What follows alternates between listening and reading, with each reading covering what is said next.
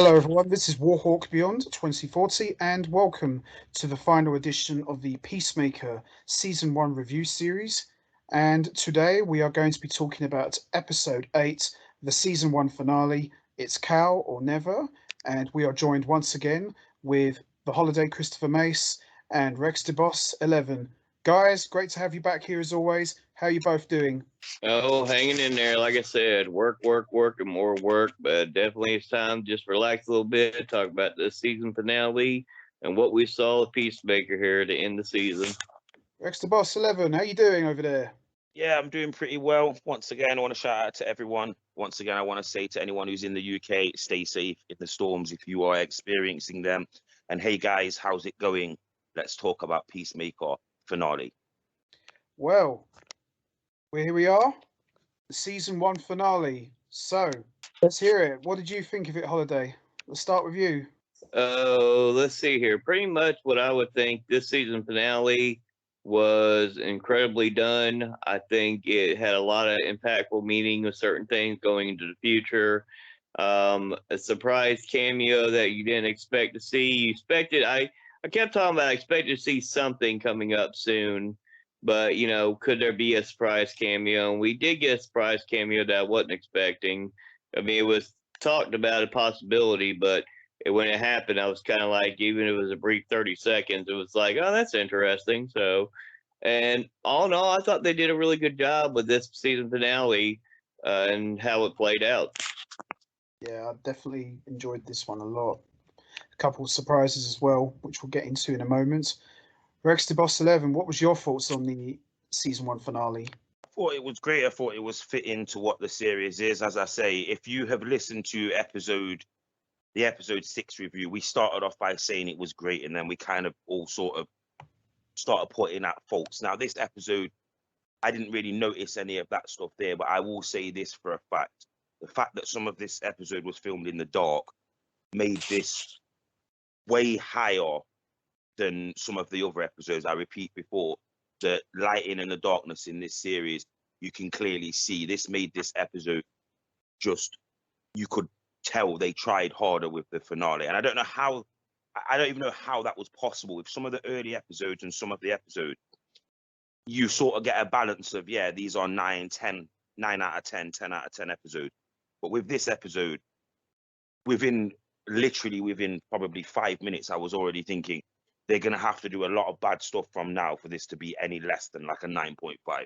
Yeah, definitely. It's like going back to when we talked about episode 6.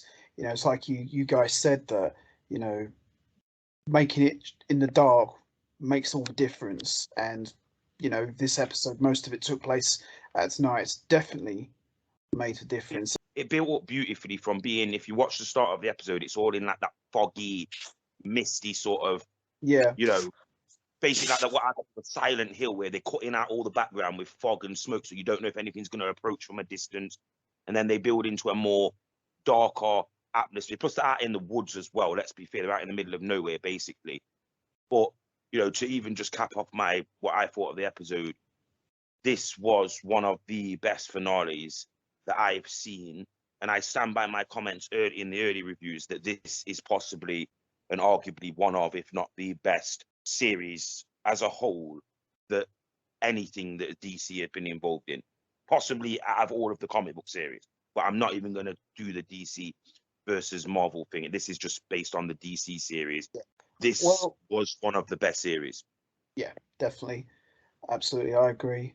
So this episode is called It's Cal or Never. And for me, having watched it again the second time round, this was absolutely fantastic.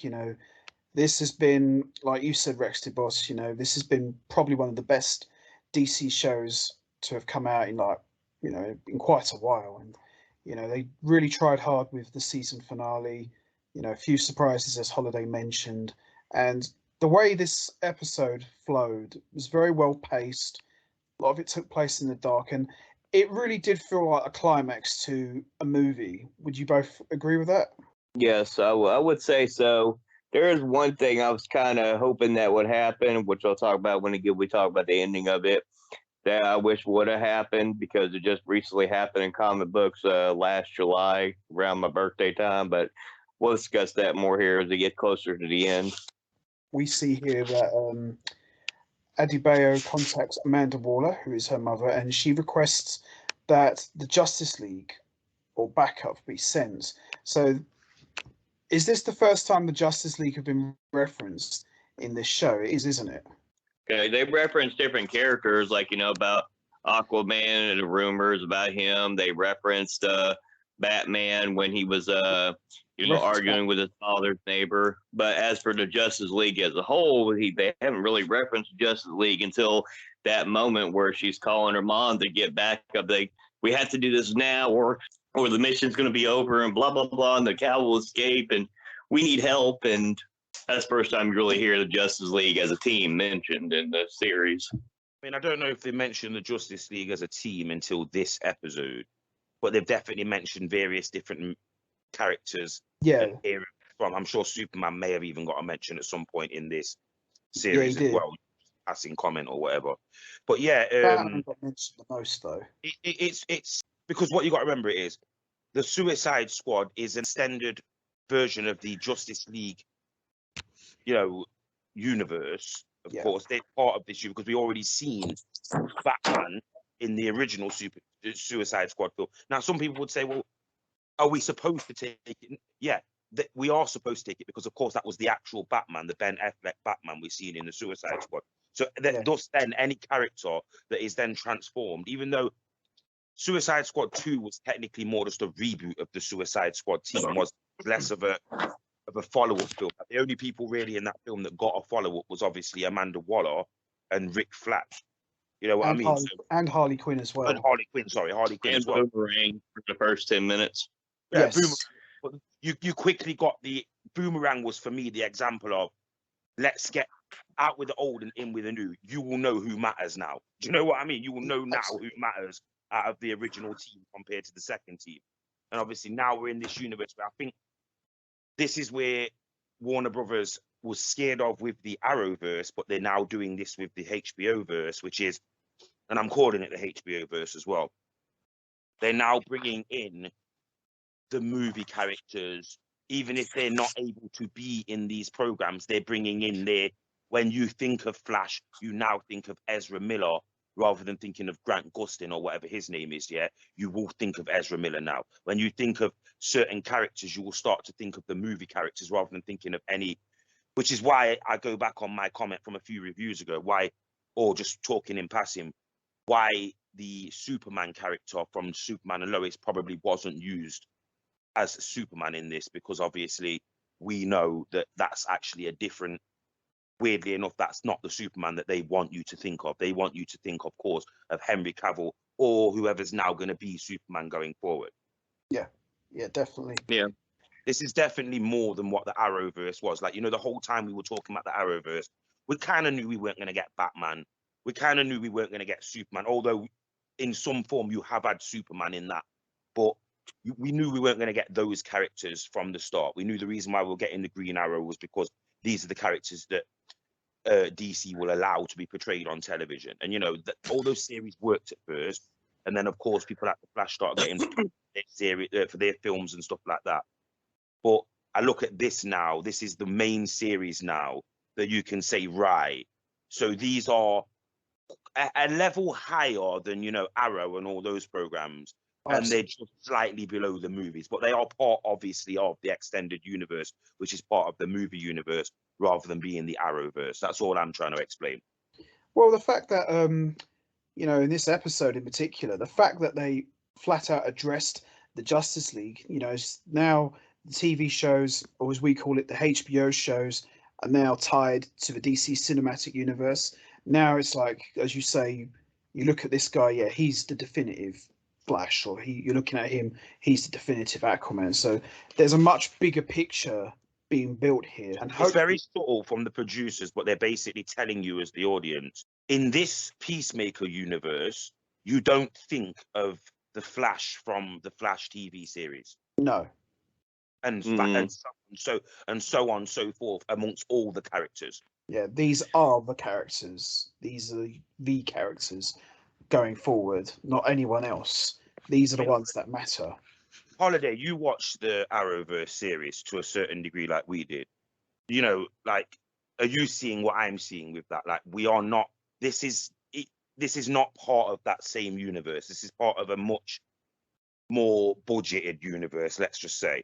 You know it's not part of the same universe because you just think the whole show's about Peacemaker, and it starts off right after the ending of Suicide Squad, from the end credit scene of Suicide Squad, where you see a Peacemaker in the hospital. So you know for a fact coming into this show that this is not going to have anything to do with the CW's version of the DC universe that's on the TV. So you No. had a feeling that people were going to show up from the actual movie, similar to what Marvel does with their shows. All their shows on Disney Plus are all based on the MCU movies, not anything else. It's just based on their MCU movies.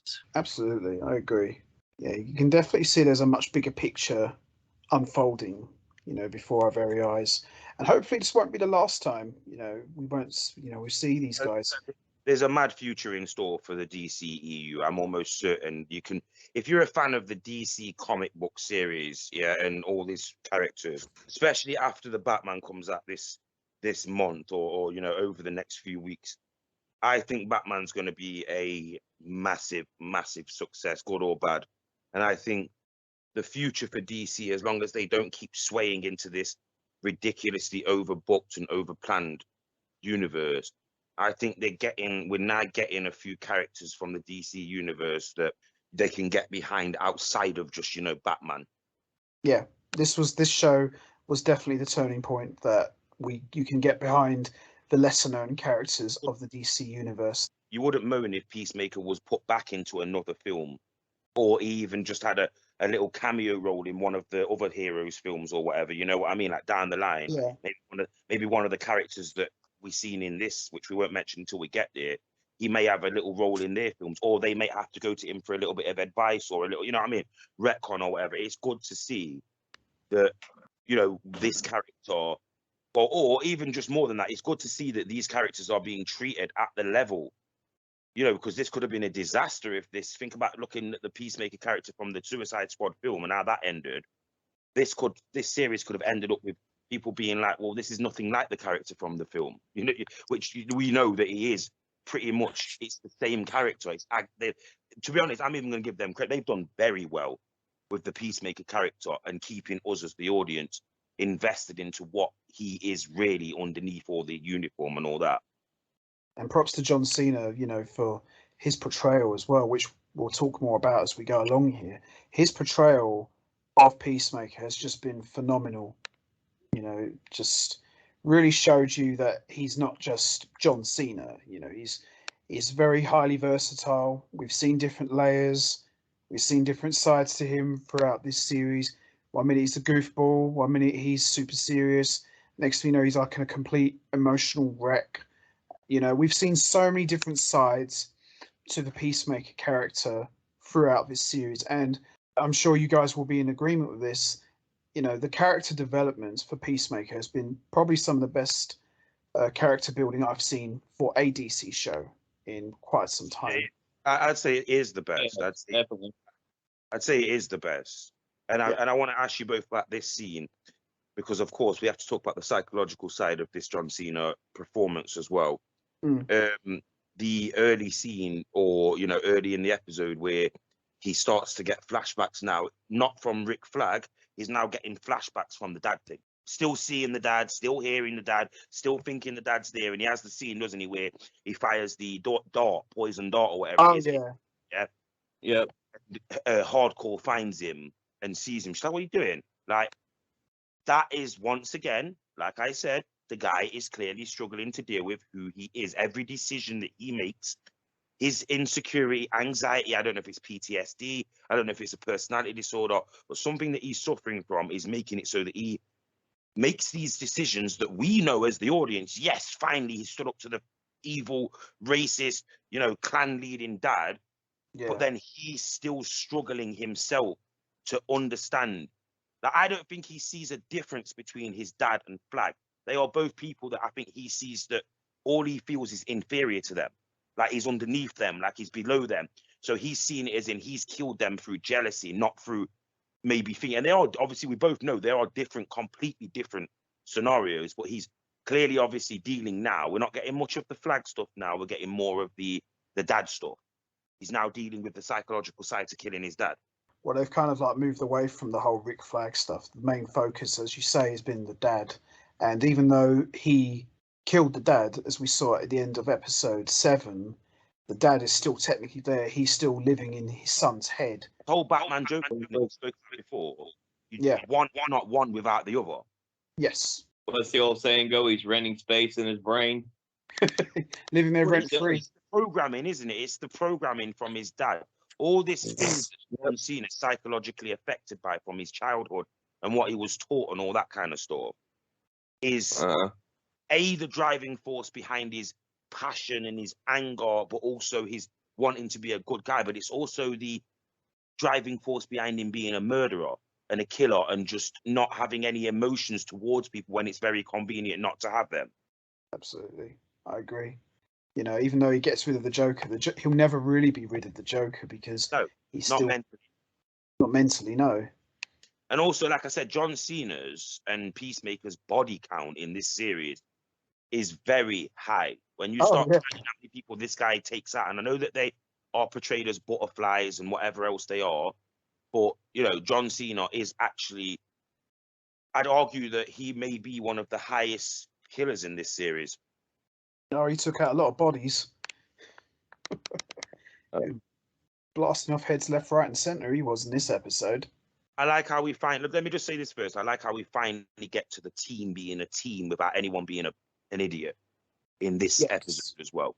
Well, you got to remember, though, too, at the beginning of the whole, the beginning was, him being mad at being a Waller's daughter and then making fart noises and Vigilante's laughing and they're doing the fart noises. So you start off at the very beginning of the episode with the comedy part of it, and then as they're heading over there to go try to kill the cow, and then she's like, it's all fucked up. You're just fucked up because you're trying to live in your dad, you're trying to do this for your dad, you're trying to do this, that you're just fucked up and shit. And then he gets moment of silence when she says that, because he knows deep down inside he did a lot of stuff because he had his dad. He's trying to live up to this expectation that his dad wanted to, and he's never going to live up that expectation and stuff like that. And that was one of those things. But as for the kill count, yeah, man, the kill count, he fucking killed a lot of freaking butterflies, that's for sure. Especially the funniest scene. I think one of the funny scenes to me in the whole thing, besides the beginning, them acting silly, was that he telling Eagle, okay, take my helmet that has the sonic boom and fly it over to that barn over there. Do you understand? And they're all thinking, yes, Eagly's going to do it. It's going to happen. He's doing it great. And then Eagly just drops in the damn woods somewhere else. It's like, well, thanks, Eagly. You didn't help out that much. Thanks, Eagly. And that's one thing I will say. You didn't see Eagly really get into the fight too much either. You saw everybody else get in the fight, but you didn't see Eagly coming down too much when the big finale fight came and try to help out at all. And that's not y'all really noticed. Weren't stupid enough to keep showing you this talented and obviously humanized animal doing too much stuff, because then people would have become uber reliant on every single time that John Cena got in danger, the Eagle's going to come in. Now I'm sure down the line we'll get to see some badass falconry or whatever the hell's going on with this thing, yeah. But at the same time, like, it's more to do with the fact that I think production, budget, timing, etc. They were quite clever. Let's be honest. Yeah, we did criticize episode 6, but apart from that, they were quite clever with this series. Not to give you, they gave you enough, and they gave you enough where you would see stuff and maybe then ask questions, rather than constantly asking questions and then you get something and then you ask more questions. Especially with a character like Eagly. We don't know half of the characters that are in this. We don't know what from episode 1, we didn't know what they were capable of. We didn't know what they were doing. And I think if they'd have showed that Eagly was very handy and very helpful in certain combat and certain things, I think it would have overshadowed what we were supposed to be watching this series for. Yeah, I definitely agree. There was a lot less. I mean, obviously, you still had your few comedic moments, but by and large, for most of this episode. It was pretty serious, you know, as you say, they were finally a team and they just went in there and did their job and did a good job as well. You know, they just went out there and kicked lots of ass, and I thought was really good. And I think the thing is, you had a lot of the emotional moments too, like you know, John, the detective, being the butterfly, the male one asking John, "Hey, why'd your human do that? Like, why'd he dye his beard like that?" And then he talks about how I'm insecure and everything else, and I didn't want people thinking about it. And he goes into this whole spill about it and stuff, and and then the whole, because he had to be the one that goes in there and leaves the helmet in there because Eagle couldn't just throws it back in the woods somewhere else.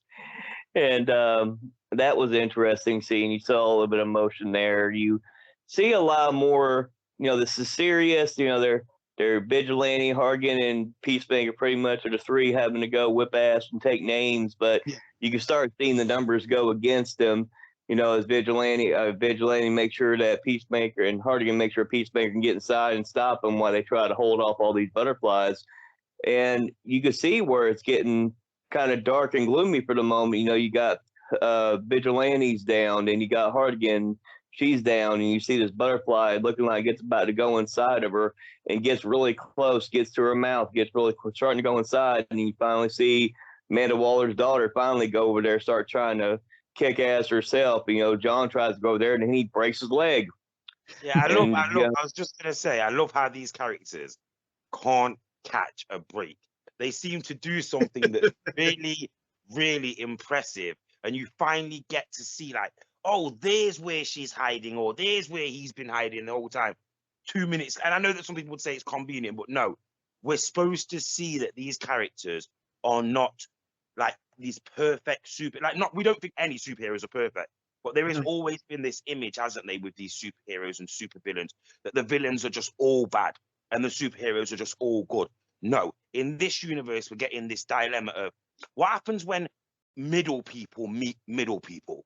Yeah. The people that are in the middle that might not be good or bad per se. They might be doing good things for bad reasons or bad things for good reasons. What about the people that are in the middle when they meet the other villains that are doing bad stuff for good reasons? Because, you know, like these villains that do things because they want to save their family, like Mr. Freeze, whatever, find a cure for his wife and all that. What happens when those villains meet those, or those heroes meet those villains? Which one really is the hero? Which one really is the villain, etc.? All of these characters are part of this. Like John, for instance, he's been and done bad things. He's obviously doing the dyeing the beard thing to make himself feel better that he's denied about. And all in one full swoop, you get this character that gets completely humanized. He actually does probably the bravest thing that he's done, and then chickens out because he sees the big cow in the room or whatever this big kaiju thing is. Krang. He gets scared. Yeah, he gets out of there straight away. And then he gets asked that question, which means in a full sweep of like 2 minutes, we get to see that he's a coward and he's scared. Still that guy there, even though we watched him butcher the gorilla to death in one of the previous episodes. And then straight away, it's challenged with the one thing that he doesn't want to admit, but he's so cowardly that he can't just carry on walking or fight off the people. He has to stand there and answer the one awkward question that he's been denying throughout the series, which is, why do you dye your beard? We finally got the answer. It was more interesting too because it came down to him and Amanda Waller's daughter trying to have to save the day. And you know, I mean, the sonic boom helmet helped a lot. You know, he like you said in the episode, he gets 4 charges, which was able to start collapsing everything, which was interesting. And then on top of that, like I said, you got Amanda Waller's daughter who's, you know, trying to help Peacemaker as he's fighting golf, and then she goes torpedo mode because she puts on the helmet with torpedo mode, and then, you know, lands into a damn wall. Doesn't really help anything in the first part, and then you know, you see these moments where Goff and Peacemaker are talking, and you know, she's saying, "Be the peacemaker you are." That's what I was trying to tell you in that jar about peace, and we're doing this for the right reasons and everything like that. And you see Peacemaker, he has tears coming down his eyes, and you see a moment of weakness where he's thinking about everything, and you see the flashbacks to him as a kid. I will never harm anybody. I will do only all this stuff for peace. And then you see that flashback yet again with a flag, and you know, saying Peacemaker, what a joke, and because that's bothering him too. Yeah. And that's something that is bothering. And that's what I still say, that it should have been revealed that his brother didn't die and Flag was his brother, and that would have added another layer that, oh shit, then he finds out Flag was your brother. You thought your brother was dead, but he really wasn't, so I put him into hiding, and then he became this person. He was renamed, and his last name was Flag, and then he realizes his brother was alive, and he's the one who killed his brother again in his head. I think that would have created more of a dynamic interest as well with that, because as much as we saw the same scene over and over again in the series with Flag dying by Peacemaker's hand. But he made the right decision. He ended up killing the butterflies, because killing the last two butterflies, shooting Golf again. He saw Torpedo. He activated torpedo mode with Amanda Waller's daughter in it, and she went right into that damn kill.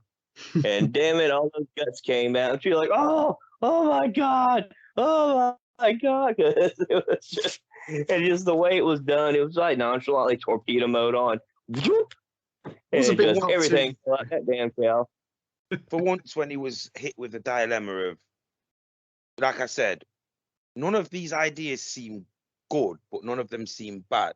No. But which side are you really on? I said that earlier on in the reviews.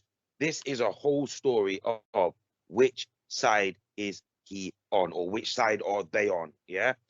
And this is that dilemma at the end of the series that I almost knew that the Peacemaker character was going to get, which is, we know that you're not quite the person who you think you are.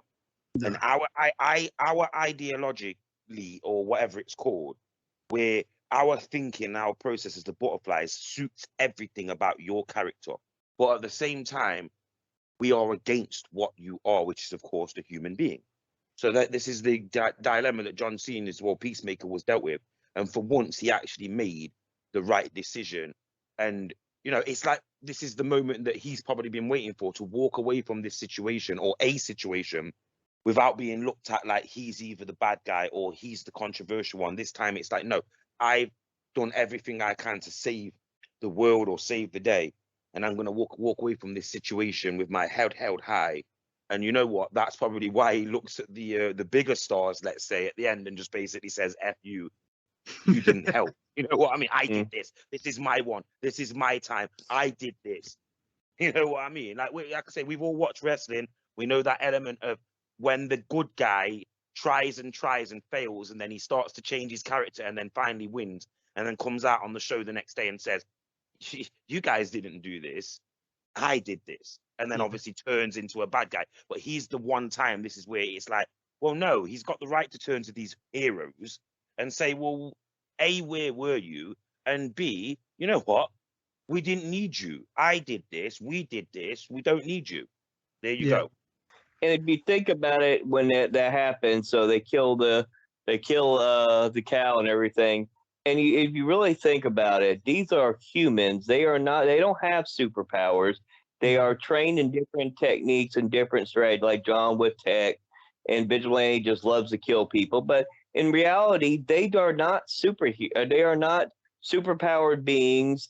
They're more similar to Batman in the fact that Batman has no powers, but he has to use his wit and technology and his smarts and everything, and his training to be able to do this. Similar with Peacemaker and, all the tech he was using and everything like that. Same thing with Hardigan or Vigilante, John and Amanda Waller's daughter. You talk about these five with no superpowers at all were able to defeat the butterflies, and with their wits and the technology had and their determination, they were able to defeat this.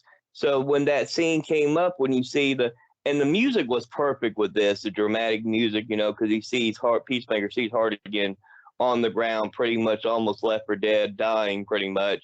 He picks her up and he's carrying her. She almost got taken over by one of the butterflies as well. At one point she did, Right. yeah. I remember She nearly that. got taken over by one of the butterflies, and Adebayo saved her from that, which obviously that was a subtle, we might not like each other, and they won't going forward. I can hardly see them. I can see them getting along as in civilly for the team. But after these moments that you've had, it's not the dilemma of, oh, yeah, we have to like each other. It's a dilemma of, you have to get along and understand that we are part of this team. No one says that we have to be friends, let's just try to make sure that we don't have these awkward moments going forward. Because let's be fair, guys. Up until this episode, we still constantly kept getting these little things where, yes, you had this bond between Vigilante and Peacemaker, and yes, you had the understanding between, say, Tech Guy, Hardcore, and Adebayo because of their roles, understanding their roles. But then when you cross over and you start working out, there's so much different issues. Characters in this series hadn't bonded, hadn't got along. And like I said, for the better of whatever, the better of good or whatever their goal was, these characters came together all in one, and they all suffered in this episode. And then they all came out of this episode potentially and hopefully as better people and, you know, better for the team that they're in, because I can't see any of this team not being like maybe some of them might not be in the team going forward, but I can't see any of these characters going on and not being the same character going forward, if you know what I mean. Like, why maybe Adebayo might step away from this Black Ops world, but the rest of these characters are almost, this is your job now. Yeah, they definitely went through some transitions, all of them. And another thing as well to add to that, every character in that fight scene with the butterflies all got big moments. I mean, I'm quite surprised Adebayo even got a big moment, really. But everyone got a chance to shine. Peacemaker got to shine. Harcourt got to shine. Vigilante as well. You know, everybody got their moments, and you know, I liked it. No one overshadowed anybody. Heavily criticized Adebayo Yeah, because it's almost like she was a non-trained, non-responsive character put into this black operative team that was supposed to be able to shoot and then ask questions later. yeah, But she obviously always had that training in her, but it was her, and I never picked up on this until and like I said in one of the last reviews, they should have had that diary moment go down at the start of the series, because yes. that makes it so that at that point there, you really start to dislike her character for being controlled by Waller and being a snake. But then in this episode, you finally get to see her. Oh, so she does actually have some kind of training and some kind of combat ability. And it's not just through the helmet, because like I said earlier on, they quickly made her show, this is it, right? We're in the end, we're going to lose, right? Snap into gear. You've got this training. Put aside all the insecurity and all that. So she runs wild for like 5 minutes. And then in a blaze of glory, like Holiday says, she ends up doing the torpedo thing and ends up crashing into a wall, which is funny in the moment of all this, but it's also fitting for her character, as was the leg break for John. It was quite convenient, but it was fitting because it's like, this is exactly what their character is. They have these great character defining moments, and then within 2 minutes they are doing something that either messes them or whatever, because they're actually out of their comfort zone.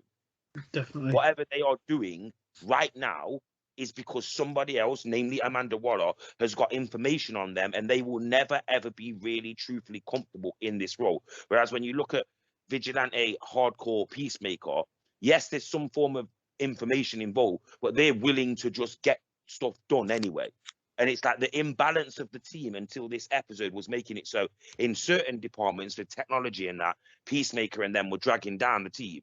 But in other departments with physicality, the other people, and throughout the series, you've started to see this bridge getting gap getting bridged, sorry, yeah. And you have seen the less skilled characters become where they actually have got a role in that area, and the more less technical characters, they've now got a role in certain areas as well. Do you understand where they've brought the team closer together as individuals, rather than trying to force us as the audience to have, oh, well, Hardcore and Cena fancy each other and they love each other now, despite the fact that in the first couple of episodes they hated each other. No, we've got none of that. It's just they're civil now. They've started to understand each other now. They've started to become aware of what each other would and wouldn't do now. Well, it's like Adebayo flew into the giant cow, didn't she? She torpedoed into it. So, you know, it's like you said before, when she torpedoed the first time, it was a funny moment. What would you say when she torpedoed into the giant cow? What would you say that was a moment? Because she got all covered in the stuff after, didn't she? It was one of the things where it was like, you know, he called for torpedo mode activate and flew in, and she flew into the cow and pretty much took the cow out. And that was pretty much him and her ended up destroying the cow and stuff. But is one of those things is, okay, yeah, you say you stop the cow, and now this whole issue will end, and it's like you get to this point, okay, now it's going to end. Now it's like what I'm more intrigued with now is not only the fact that you have, like we talked about when we got to the ending, you're seeing everybody going on a different path now, because at the ending, you're seeing everybody, he's carrying hard again, everybody. Then the Justice League finally shows up. Somebody finally comes to help, and it's just the music is perfect with that. And he looks at him, he goes, "You're fucking late, dickhead. You're fucking late, dickhead. Go fuck another fish." And at first you're thinking, okay, it's all shadows. It's there's not really going to be any of the people from the movies. No, it's not. But then you see Aquaman talk. I hate that fucking rumor, and you see the Flash. So it's not a rumor. Fuck you, Barry. I could not Funny believe shit. we actually got Ezra Miller and Jason Momoa, even though it was only for like a few seconds. Just the fact that we got those two in the Peacemaker season finale was just stroke of genius. I mean, I did not fully expect to see either of them appear. I thought they would just be kept in like you guys said, just in the shadow silhouette, but we actually got to see them. I mean, Rex DeBoss, I know you absolutely love this moment.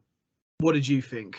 I mean, I just thought this was great, especially the way that they did it, because it was like, at the very time, because I'd seen this the way that it was, and like I say, the redemption and all the team coming together. So I was kind of like emotional at the end of all this fight scene and all that.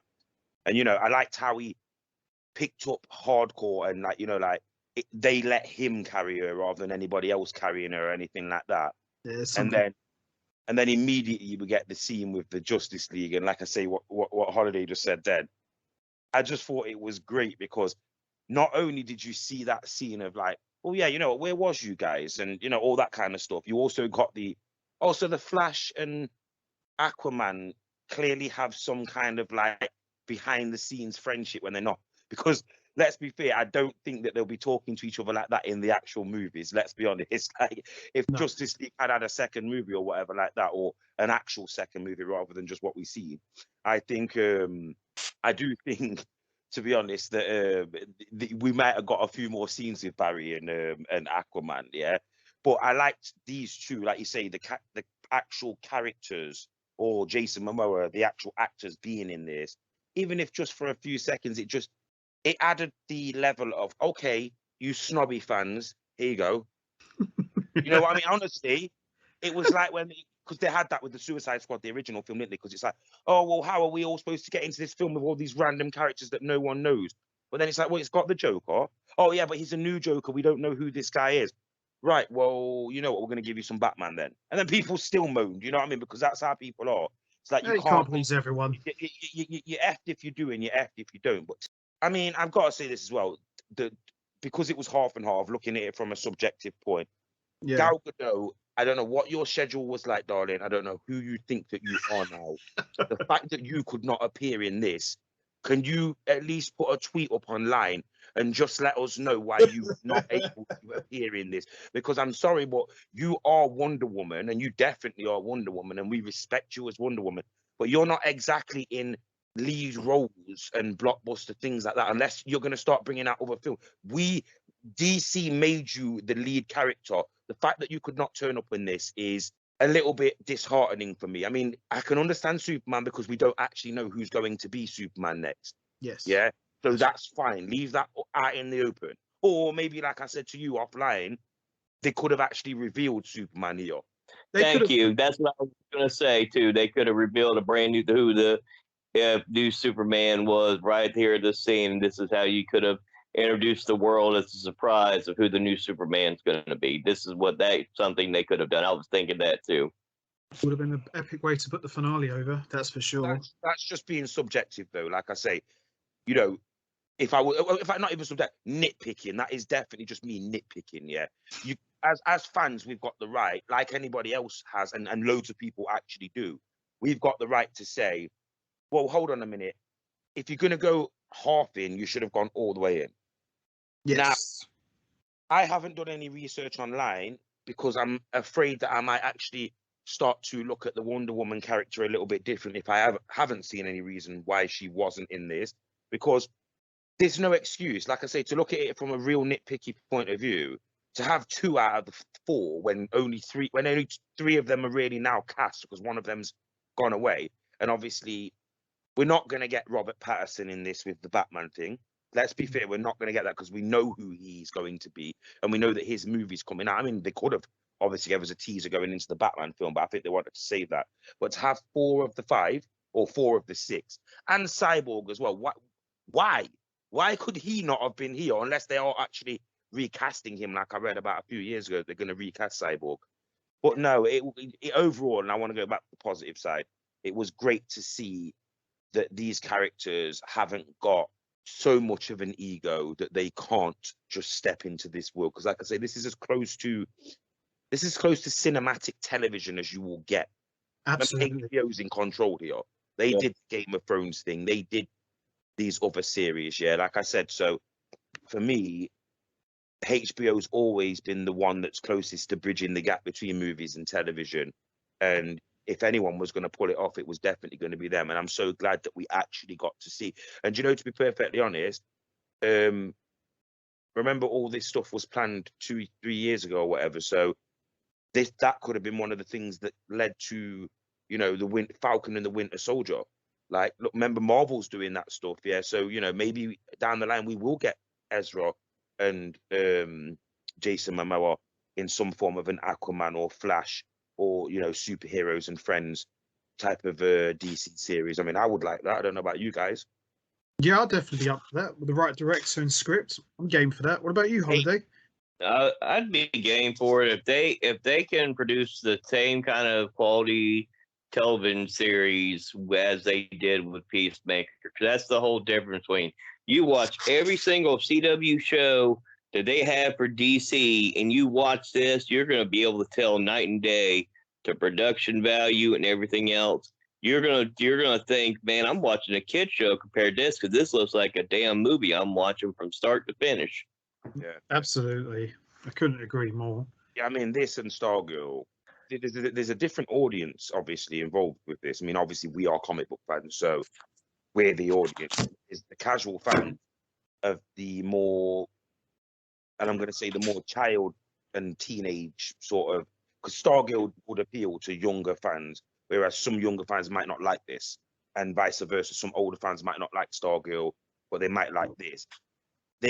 I now am looking forward to seeing what's going to end up in the middle. What do we get that is in the middle? Which characters going to bridge the gap between a universe like a Stargirl universe with their more hokey and comic book like style, with this more comedic but serious and bloodlust universe. Which series now in the future, which is the next series for DC, that's going to be able to bridge the gap that brings one character out? I mean, obviously, like I say, we know what they've done with Arrow and Flash in the past. I'd like to see them throw out, I said this to you, Warhawk, I'd like to see them throw out a new character or somebody who we haven't yet seen too much of or anything of. Like, I'll be honest with you, Deathstroke would be a great character. I don't know, he's not exactly a good guy, but he would be a great character, especially where they screwed him over, where he was supposed to be in this Batman movie, and apparently he's not going to be in the Batman movie, unless I've got that wrong. And it's because it's Penguin and Catwoman, isn't it? It was supposed to be Deathstroke with the post scenes from one of the other movies. Yeah, supposed to have been him, a Batman movie with after the ending of Justice League. And you saw it more in depth with the Snyder Cut, how Lex Luthor reveals he's Batman, who Batman is, and then he's like, oh, well, it does serve a celebration then. HBO's got a pretty good deal with Zack Snyder because of the Justice League Snyder Cut and all that. So I'd be curious to know if Snyder could, because he still has some, like, not rights, but he still has some production rights to those characters apparently. So it would be nice to see if HBO would bring us a 6-episode Deathstroke series. I'd be game for that. I love Deathstroke. With the guy who was going to play Deathstroke, you get Lex Luthor's guy, the person who plays him, Jesse Eisenberg. Jesse Eisenberg, to set the precedent of what we're going to get to see. You don't even have to have Batman in that series. Let's be fair. We know who Deathstroke's person is, and it's obviously going to probably more than likely be the Arrow. So I'd like to see maybe if they could get back a Mel in a much higher budget series as the Arrow taking on Deathstroke. Maybe we get an actual 6-episode series of the island, you know, the what all the flashbacks were in Arrow in season 1, 2, 3, and 4, whatever they were. Maybe we can get like a HBO version of them scenes filmed again with new actors and new characters. You know what I mean? Yeah, it's true. As you say, to get these characters in a TV show, you know, we're moving away from just being a TV universe. Now we're becoming like television cinematic universe. Peacemaker's definitely changed. I think Changed Stargirl. the game. I think Superman and Lois might have started it off in their first series, or Stargirl started it off in her first series. Superman and Lois was one of them that's caught in between CW and HBO.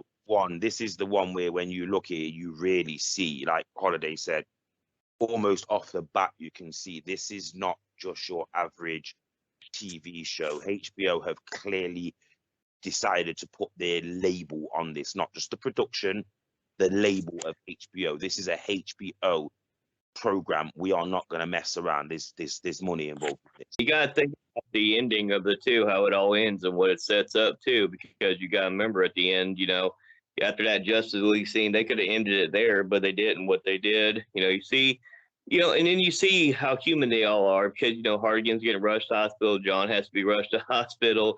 Vigilante's been shot. He's going, you need to get seen by a doctor. No, man, I'm good. They're all messed up. They're all badly messed up at the end of this fight because they're human. They're all badly messed up. And then you see more of the human side with you know, Peacemaker waiting for days for Hardigan to wake up to make sure she survived, and you see that her have a tear in her eye and stuff because she feels emotion about that because he just waited there. But the biggest reveal was, like, you know, Amanda Waller's daughter going and Peacemaker and her talking, and, you know, besides Eagly, you know, next after Eagly, you're really my BFF. Just don't tell Vigilante that. And she goes to the news reporter and reveals about the whole Task Force X, reveals about how it's all working, and reveals that the journal was not his journal and that Peacemaker and Vigilante were heroes. And you see the look of like a smile kind of from Peacemaker because, you know, he's being recognized now as a hero. You know, everybody calls him the villain, and he's actually being recognized as a hero on the news right there. You know, he's got like a little kid in a candy store, like, oh my God, I'm getting some kind of recognition for an accomplishment. And you see that, just that look he has, the facial expression. You see Vigilante with a smile on her face, just in his gown from the hospital, jumps out the window after that, like, oh, I'm good, out the window. Like, how far these stories were you, buddy? Hold on, you did that. But like I said, the big reveal was you know, when she says, you know, it's a Task Force X, and the person who runs this is named is Amanda Waller. And how do I know this? Because I'm her daughter. And you see Amanda Waller again, see her since episode 1, and you see her in season 9, like, what the fuck? It was the type of thing that they do in the Spider-Man films, where they always leave you at the end with something to say, oh, so we're definitely getting more of this then, yeah? Absolutely. But obviously, but remember now, we're like Holiday just said, where are we going to be now?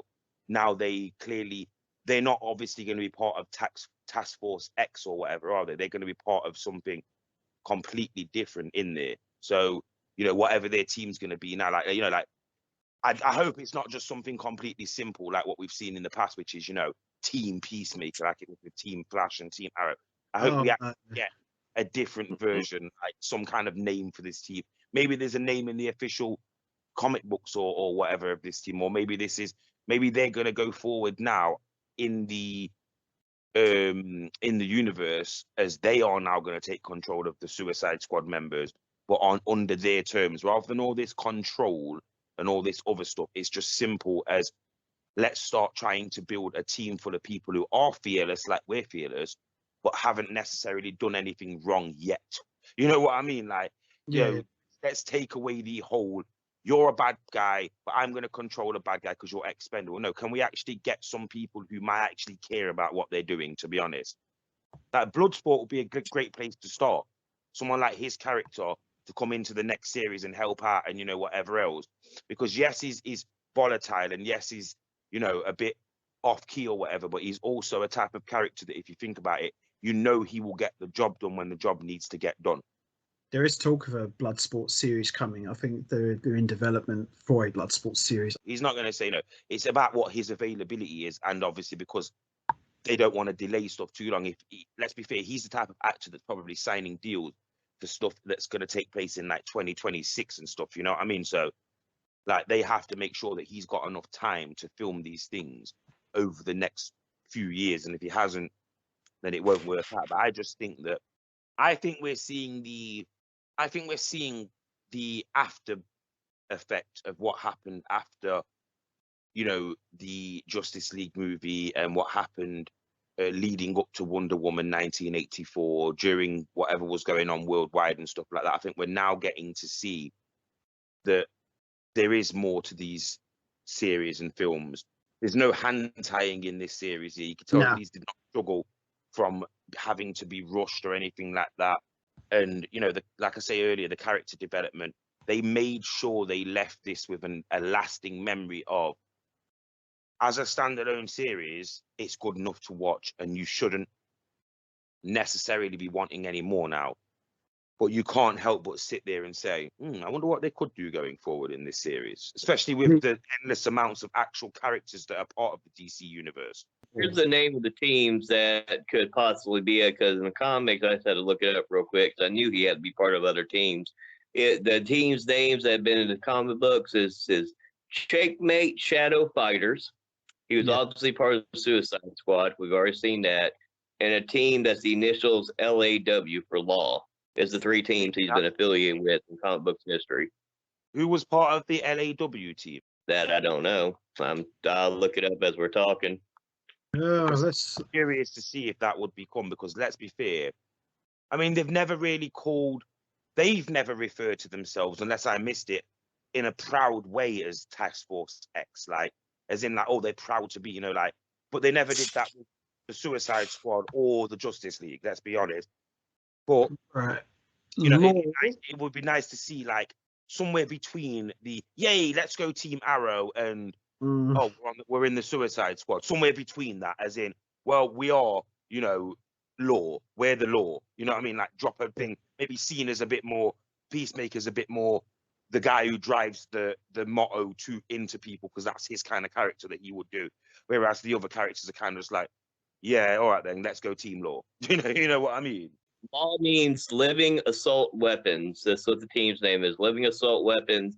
The team members were Blue Beetle, The Question, Judo Master, Captain Atom, the Peacemaker, Nightshade, and Sarge Steel, led by one and only Sergeant Rock. Sorry, guys. I apologize for those people who are listening. We should have said before he read that. Spoiler alert. Most of those characters are coming into the DC universe. At some point, they will be. They're coming into the DC. So I'm saying, right, okay. I'm down then, DC. You've got me. You've got my attention. And you know what? You want to put this as a movie next time. You don't have to be so paranoid. You'll still have the money. I'll still go and watch your films. There you go. You heard it first. Because it's still the same people in Warner Brothers that are in control of this stuff, though. That's the problem. It's not just DC Comics. It's the people that are in control at Warner Brothers, the same scared, witless people that were scared 25 years ago. Yes. These people that have got no idea who these characters are. They've got no idea who these people, what they mean to people like us outside of the dollar signs. So Batman and Superman and all these DC characters, where we think like they should be giving us this version of it, they're just all about, oh, well, let's give people a blockbuster film every 4 years and shut them up. No. Put some effort into what you're, and it's got to be Warner Brothers that's causing this problem. Because surely the people that actually own the DC trademark and all that, surely they're the people that are saying, well, that's not actually what Batman would do. How can these people not be working? And like I say, Peacemaker is probably the first series where it's almost like, and James Gunn's obviously got to be a massive part of this. It's like it's the first series Peacemaker is that someone's just said, no, we don't care what your dollar sign is. This is what's going to happen. Or maybe they just woke up these executives and said, right, what do we do here? Someone's definitely started to either A, communicate louder or more vigorously, or someone stopped talking that shouldn't be talking, that was previously talking before. because Oh, Peacemaker just stands out head and shoulders above. Even thinking wise, as in, where are we going here? Like, this seems like it's got legs to go in a million different directions across the films, and like I said earlier on, this bridges the gap between the TV and the cinematic universe to a point where I don't know if they're any different now. no, they're all connected now, so there's no going back. So as we move along here, we are coming now towards the end of the season 1 finale. So we see Peacemaker returns home with Eagerly and the Goth Butterfly, and puts his costume away. He sits down and has a beer. And who do we see sitting next to him? Daddy Dearest. What did you think of the way this ended, you guys? That last scene we saw. Think it was interesting, but you see Eagly there and he flies off, and you see Goff comes to him and stuff like that. Because that was another thing we didn't bring up, because I swore once you saw Goff go away, I was expecting that Goff was going to try to take over Hardigan in the hospital or something. That's what I was thinking was going to happen.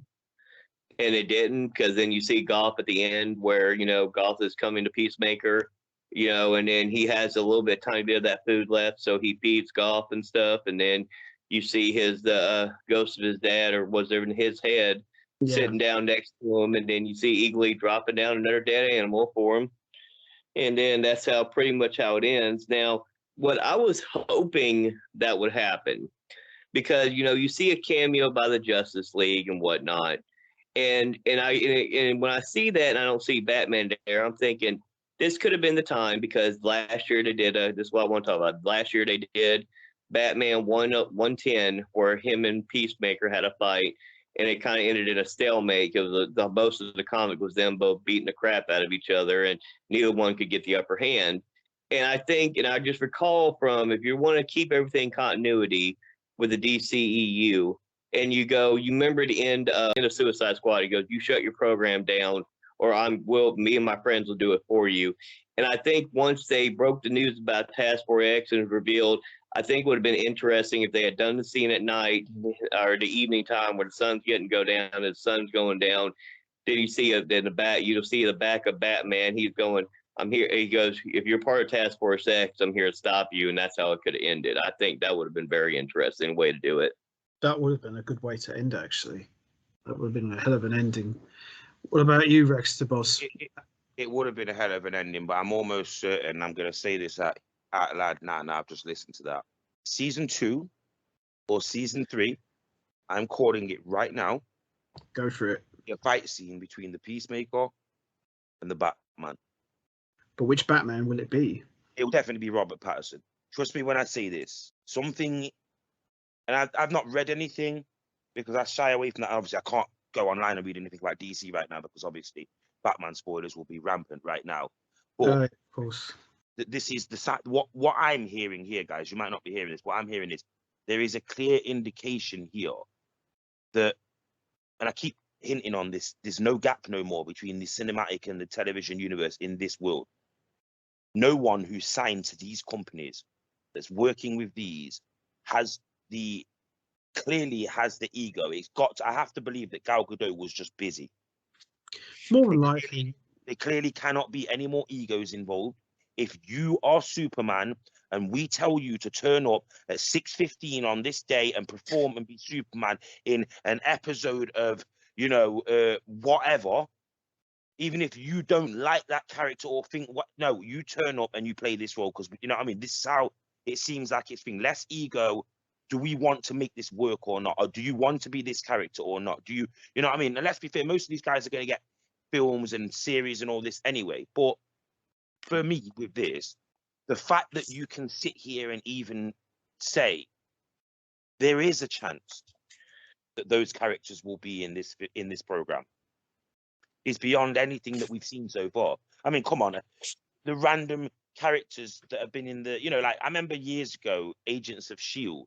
promoting the fact that they had the actual actress that played Lady Sif from the Thor movies on their TV show. Now, this actress isn't even like a big time actress or nothing, and her character or the Lady Sif character isn't exactly a massive character within the Marvel universe, but it was still something that you could sell your program on.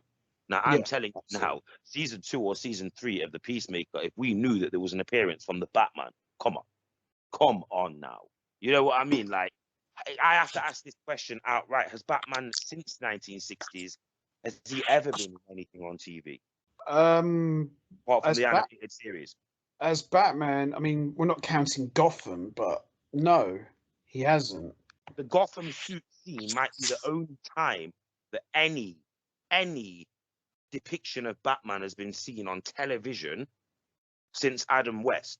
Well, you had shots of Batman in the Birds of Prey movie series, but they were just it was just like old recycled scenes from the Tim Burton movies. But officially, no, only what you said, Gotham. What about Teen Titans?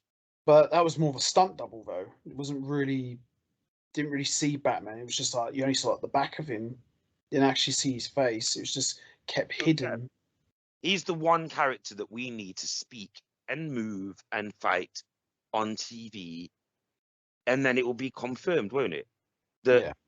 you know there is no. I mean, come on, man. HBO, like, what are we going to even be able to debate that HBO hasn't got 20 million for Robert Pattinson and says, right, we need you for 3 episodes of filming for our upcoming superhero and friends where you film these scenes?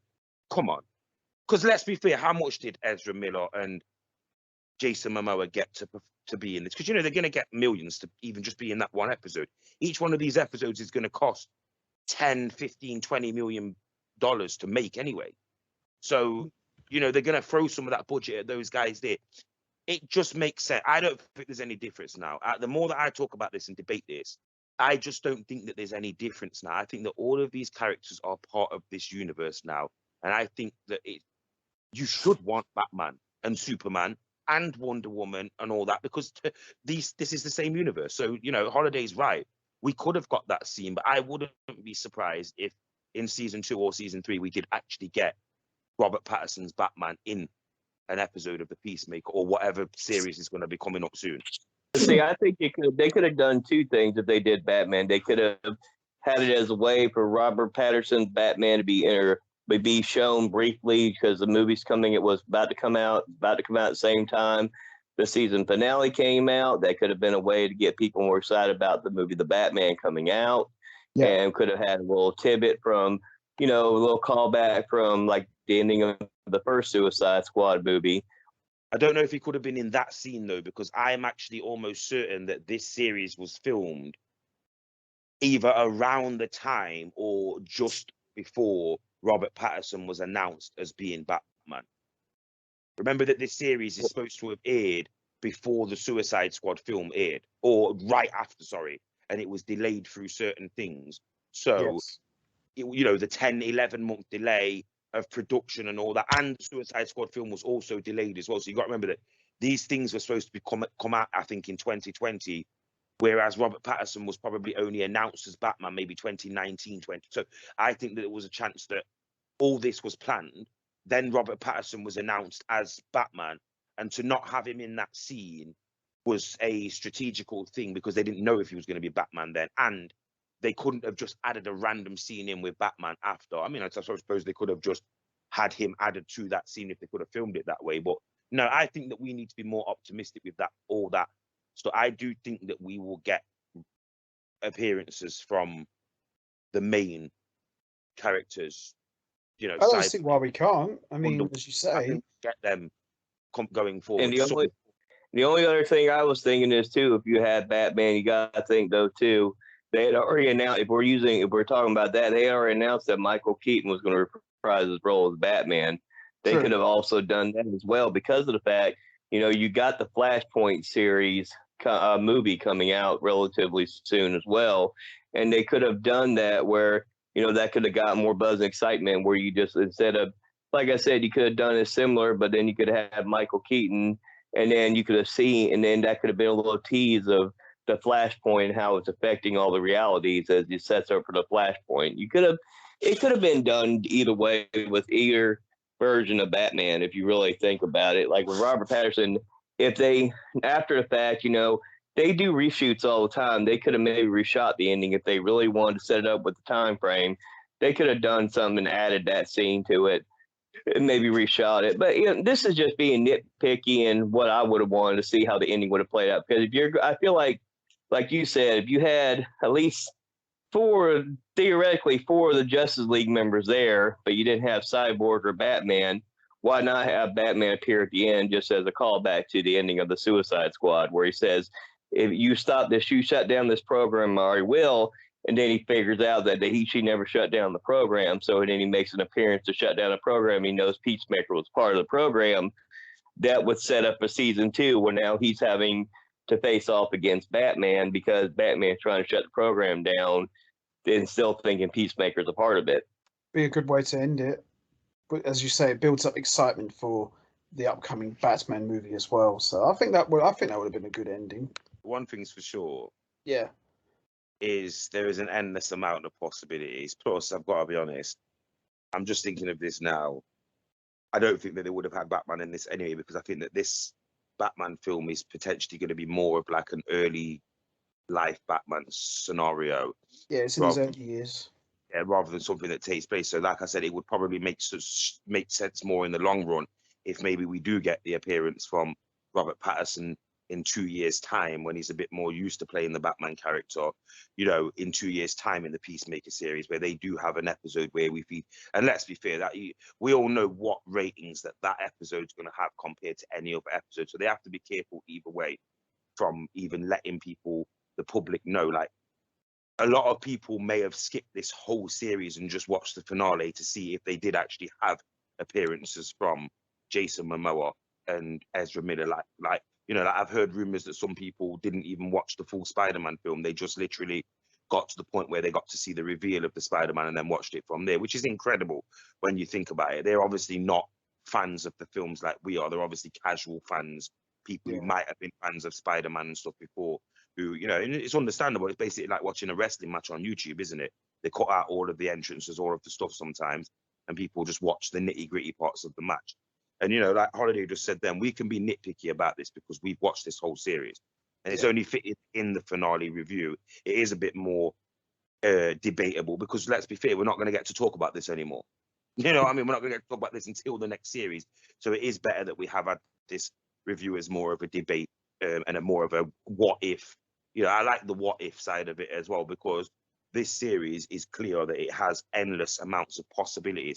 They could go down the road of just keeping brand new to TV characters like Judo Master and people like that. But they could also go down the route of having, more appearances from Jason Momoa and characters like that. And that excitement there leaves me ready for season 2 or anything that DC is doing. Have we got a grip or an announcement on what DC TV is going to be doing? Is HBO involved in any future series apart from, of course, season 2 of the Peacemaker and Stargirl season 3, etc.? There's going to be a Penguin spin-off with Colin Farrell.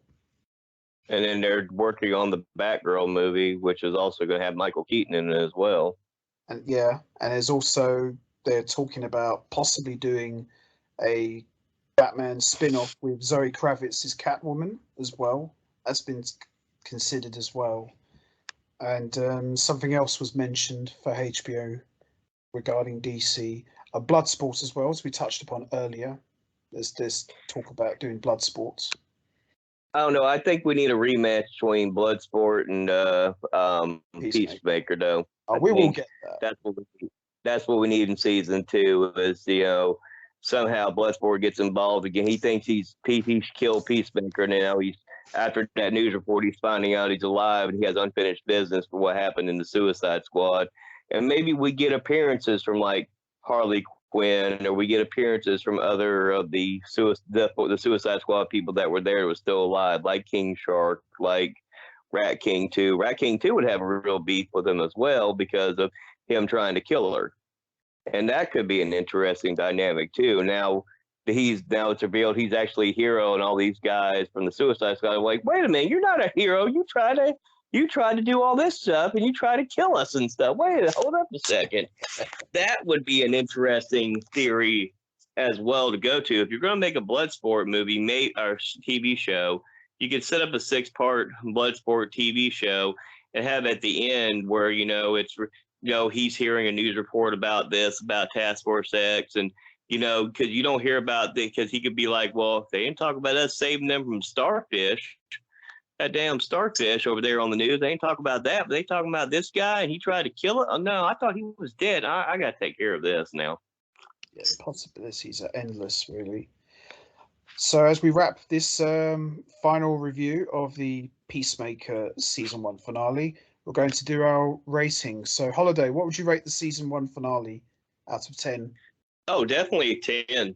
I think they delivered on the finale, from the comedy to the emotion to everything. Like I said, everything I nitpicked about was nitpicking about some stuff that I was hoping we would see and possibilities what we could see. But overall, I mean, we don't know what they're going to do for season 2 yet. They didn't give us really too many hints of what they could do for season 2, but I'm definitely, that's the interesting thing. They announced season 2. They announced that they renewed it for season 2 before the season finale. I know. And the season finale had 44% higher ratings on HBO Max than between the first episode and season finale. It had grown 44% for the whole show for the season finale. Wow. Wow. That's actually eye-opening to say that people must have figured out real quickly this is one of the better ones. I mean, I myself, there's no other rating for this than a 10. Overall, I'm going to give the series a 9.5 because obviously I can't ignore that season 6 episode. But I'm going to give it a 9.5 because that's as high as rating as I can possibly give it without being ridiculous and just giving it a 10, because not every episode was a 10. So a 9.5 overall for me is the rating for the series. But yeah, this episode and finale was a 10 out of 10 straight up. Yeah, I'm going 10 out of 10 for the finale. If we're doing a series, I'd say 9 out of 5 just because of the complaints we had about episode 6, which was the only episode we really nitpicked about really bad because it was just a cluster. Yeah, pretty much, more or less. It was just not the way that it was, like, it just didn't feel right. No, it didn't. But I'm definitely going 10 out of 10 for the finale and the overall series. Yeah, I'm going with you guys. I'm 9.5 because it was a near perfect show. Had it not been for the clunky episode 6, this would have been probably a perfect show. So yeah, I'm giving it 9.5. They've come a long way since, like the what was that? The Krypton series, man, because that was awful. Yeah, like they've come. Yeah, I was very disappointed with they've that. come a long way from that. Yeah, regardless of what network or who's in control of these things, we're not here for that. We're here for DC. Yes. Of course, when we see HBO and we see, CW, we have different, you should have a different mind span going into what you're going to watch, because they're not the same. Maybe, hopefully, this series will help out CW going forward and what their projection of some of the characters is. And, maybe, like I said earlier in the reviews, maybe this series could learn a bit from the CW series. But I'll say this for a fact. When you're going into watching these superhero programs, we're going in to watch the superhero or the villains, etc. The production should be a afterthought, but series like Krypton, this has come leaps and bounds on for that. This is basically everything that something like Krypton wasn't. Yeah, I was quite disappointed with the Krypton series, really. I mean, I was impressed with Brainiac because he's my favourite DC villain. They did a really good job with Brainiac, did a good job with Doomsday, but it wasn't that good, to be honest. So that's going to be it from us. We are going to wrap this up now. What did you think of the season 1 finale of Peacemaker? Did you enjoy it? What was your reactions to seeing the Justice League actually appear? Do you think this could be the last time we see them? Or do you think we might see them again? And also, what was your thoughts on Adebayo revealing all of the Task Force X secrets? Do you think there will be repercussions? And also, do you think we could see her again in season 2 of Peacemaker? You know what to do, guys. Hit the like button, hit the subscribe button, leave your thoughts and comments down below, and we will see all of you next time for the Peacemaker season 2 review series, where it'll be myself, Rex the Boss 11, and The Holiday Christopher Mace. Much appreciated, and thanks for listening. And guys, great having you here. It's been a hell of a ride talking about this amazing DC series, and looking forward to talking about season 2 with you guys. Yeah, I've enjoyed it. I've enjoyed it all. I've enjoyed every episode. I've enjoyed the negative sides that, you know, when you have to be negative because it gives a different perspective. And I respect both of you for joining me and helping me grow as a YouTuber, and even more than that, as a podcaster, because it's all right. You know, something that I don't really discuss is it's all right doing videos on your own where you can just sort of go into a spiel. And I do apologize to you two and anybody else if I do sometimes just steamroller over you two, but that's just my natural style. But then I'm like, you two know me, don't you? You two know my channel. You two know what I'm like, so I'm glad, because I have had this issue and I've run into this issue in the past where it's like, I'm not giving other people, I'm not giving you the opportunity to speak. Sometimes I just have to get what's in my brain out immediately. And, Yeah.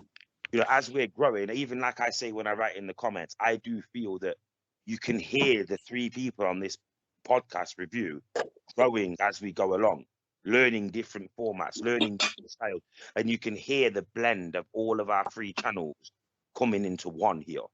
Absolutely, I agree. So we will see all of you next time. So until then, take care, everybody, and stay safe.